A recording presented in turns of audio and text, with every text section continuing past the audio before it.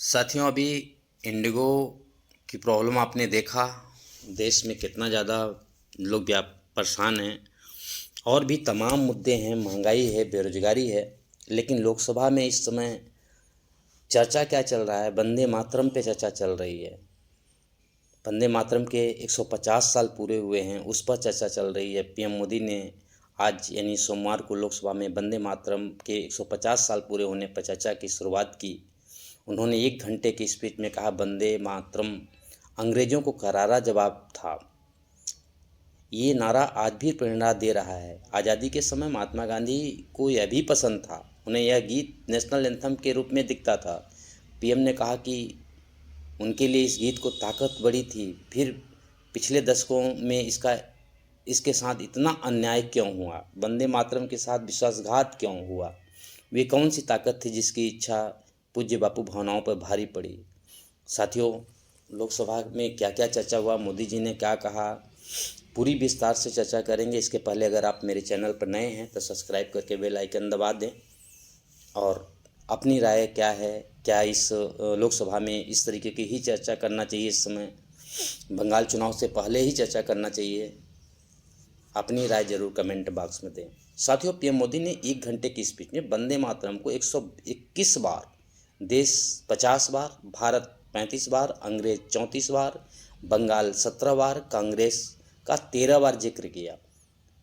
उन्होंने वंदे मातरम के रचयिता बंकिम चंद्र चटर्जी का नाम 10 बार, नेहरू जी को भी नहीं भूले, नेहरू जी को 7 बार, महात्मा गांधी जी को 6 बार, मुस्लिम लीग को 5 बार और जिन्ना साहब को भी 3 बार, संविधान 3 बार, मुसलमान 2 बार, तुष्टीकरण 3 बार कहा।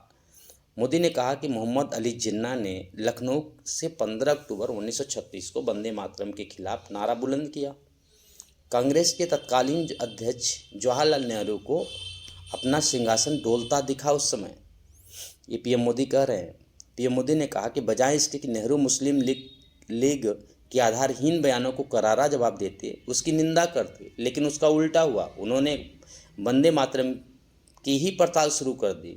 वंदे मातरम स्मरण जिस मंत्र ने जिस जय घोष से ने देश के आज़ादी आंदोलन को ऊर्जा और प्रेरणा दी थी, त्याग और तपस्या का मार्ग दिखाया था, उससे वंदे मातरम का पूर्ण स्मरण करना इस सदन में हम सबका बहुत बड़ा सौभाग्य है। प्रधानमंत्री कहते हैं, वंदे मातरम के 150 साल पर भारत तेजी से बढ़ रहा है। जब वंदे मातरम के 50 वर्ष पूरे हुए थे तब देश गुलामी की जंजीरों में जकड़ा हुआ था। अब उनके 100 वर्ष पूरे हुए तब देश आपातकाल के अंधेरे में था। आज जब इसके 150 वर्ष हो रहे हैं तो भारत विश्व की 5वीं सबसे बड़ी अर्थव्यवस्था बन चुका है और तेजी से आगे बढ़ रहा है। वंदे मातरम से जुड़ा एक किस्सा सुनाते हैं प्रधानमंत्री जी ने। उन्होंने कहा कि 20 मई 1906 को बारी साल, जो कि अब बंगाल देश में है, वंदे मातरम जुलूस निकला जिसमें 10,000 से ज़्यादा लोग सड़कों पर उतरे। इसमें हिंदू, मुस्लिम समेत सभी धर्म और जातियों के लोगों ने वंदे मातरम कि हमारे जाबाज सपूत बिना किसी डर के फांसी के तख्त पर चढ़ जाते और आखिरी सांस तक वंदे मातरम कहते थे। हमारे अनगिनत स्वतंत्रता सेनानियों ने वंदे मातरम कहते हुए फांसी को चूम लिया। बंगाल की एकता के लिए वंदे मातरम गली गली का नारा बन गया था और यही नारा बंगाल को प्रेरणा देता है। जवाहरलाल नेहरू को अपना सिंहासन डोलता देखा, बजाय इसके कि नेहरू मुस्लिम लीग के आधारहीन बयानों को करारा जवाब देते, उसकी निंदा करते, लेकिन उल्टा हुआ। उन्होंने वंदे मातरम की ही पड़ताल शुरू कर दी। नेहरू ने 5 दिन बाद नेताजी को चिट्ठी लिखी। उसमें जिन्ना की भावनाओं की सहमति जताते हुए लिखा कि वंदे मातरम का आनंद मठ वाली पृष्ठभूमि से मुसलमानों को चोट पहुंच सकती है। वे लिखते हैं कि ये जो बैकग्राउंड है इसमें मुस्लिम भड़केंगे। कांग्रेस का बयान आया कि 26 अक्टूबर को कांग्रेस कार्य समिति की बैठक होगी जिससे वंदे मातरम उपयोग की समीक्षा होगी। जवाहरलाल नेहरू को अपना सिंहासन डोलता दिखा, बजाय इसके कि नेहरू मुस्लिम लीग के आधारहीन बयानों को करारा जवाब देते, उसकी निंदा करते, लेकिन उसका उल्टा हुआ।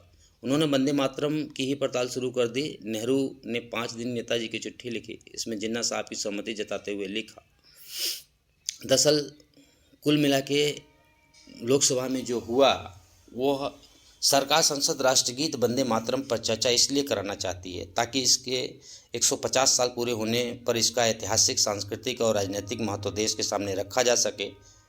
इसके पीछे 5 बड़ी वजह मानी जा रही हैं। पहला, सरकार चाहती है कि वंदे मातरम पर चर्चा से देश में राष्ट्र भावना, सांस्कृतिक गौरव और एकता का संदेश जाए। इससे विषय पर जनता में भावनात्मक जुड़ाव भी पैदा होगा। दूसरा प्रमुख कारण, वंदे मातरम का इतिहास बंगाल से जुड़ा हुआ है। अगले साल होने वाले बंगाल चुनाव को देखते हुए सरकार इस मुद्दे को सांस्कृतिक और भावनात्मक रूप से सामने लाना चाहती है। इससे सरकार को लगता है कि वह राज्य में भाजपा के लिए सकारात्मक और राजनीतिक माहौल बना सकेगी। तीसरा प्रमुख कारण, 1937 में वंदे मातरम के हिस्से को हटाने की बहस के जो हुई आज़ादी से पहले 1937 में इसके दूसरे हिस्से को धार्मिक कारणों के उपयोग में हटाया गया था। सरकार चाहती है कि उस ऐतिहासिक विवाद को चर्चा हो और उसके पीछे तुष्टीकरण राजनीतिक सामने लाया जा सके। चौथा प्रमुख कारण जो समझ में आया, वंदे मातरम का नारा बंगाल विभाजन यानी 1905 के खिलाफ बड़े आंदोलनों का केंद्र